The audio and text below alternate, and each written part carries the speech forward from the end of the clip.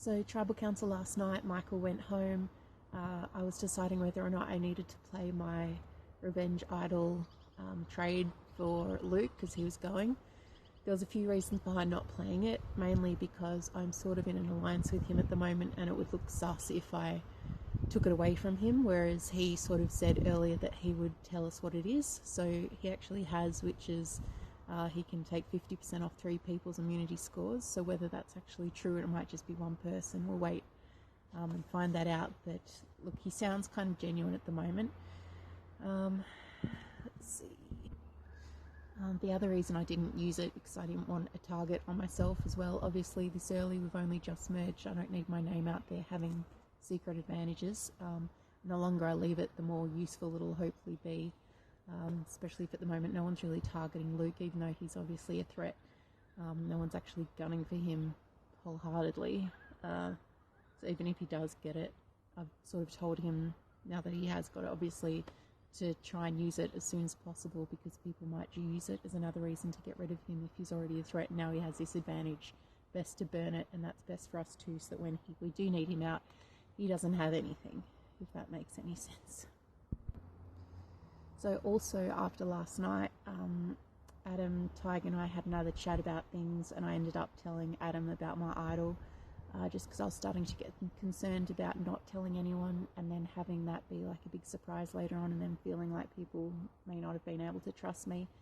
So I think it was a good decision. He was saying holy shit 100 times. Let him know about Tig's advantage, even though Adam was already told. I decided to finally tell him about Aaron's idol nullifier, just so that he knows that us 4 can be tight and have advantages, because the seeds I planted about Hayley are starting to become a bit more obvious, I think.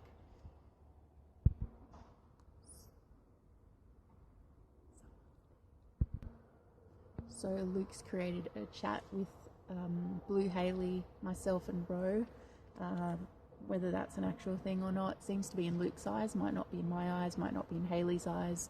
Ro's got Maddie and the Hayley with a double E, and Hayley and Addie are quite close at the moment. So there's a car coming, sorry. And because my concerns about our Hayley are reoccurring, and I really feel like she doesn't talk to me unless it's tribal or just before to give us an update. I'm trying to sway a few of the other blues into starting to doubt her as well, so that she can be the first blue off. I think it's working. We're trying to work out what's going to happen if Addie wins immunity tonight or whenever the app finishes, and who's going to go next. A lot of people are wanting the newbies out just to have that reassurance that we're not just kicking off returnees and it's not a boring season, even though it's for our game, not so much returnees or the viewers. It's up to us to do the best we can do. So I've been chatting a lot to Byron today. I know we've chatted a lot in the past just with gifts and silly things, and yet today I told him a fair bit about stuff. So he says he's genuine. Who knows? I feel I'm genuine with him. So it's a bit of a roll of the dice for this one to see whether Byron actually wants to work with us, because there's no massive line drawn in the sand. It's been everyone against Michael this time, and everyone knew we were splitting it on Luke. Wait, see. And I was going to say, Hayley is also wanting Addie at the end, so every time we mention Addie to vote out, she says no, no, no, and every time we say Addie to Luke, he's like no, no, no, and Luke to Addie, she's like no, no, no. So there's probably something happening there. Very cautious of it. Hayley today said to Tig that she wants Maddie or Hayley with a double E out, because Ro's getting close to those two and she wants Ro for herself. So that kind of rings a bell to say Hayley's got her own plans. And even though that we all do, the fact that she's trying to separate Ro, who's lovely. Sorry, it's getting so dark.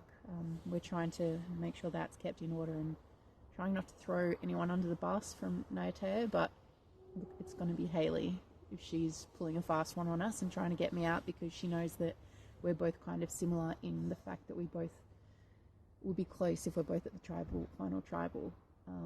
Adam's definitely 100% with me, which is great. We had a long chat last night, and we're going to keep it tight with that. Aaron thinks we're close still. Aaron's definitely a goat. Tig, I trust him a lot. So I have those 3 guys that I trust with everything at the moment.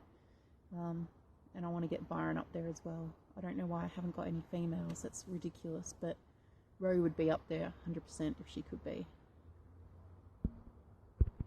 And one last thing, gosh, it's so dark and there's mozzies here now. I think a lot of this game is a bit like The Sims. You know how they have that measure on top of their head about how your relationship's going with them? Oh, there's a cat coming. Hey, Jinx!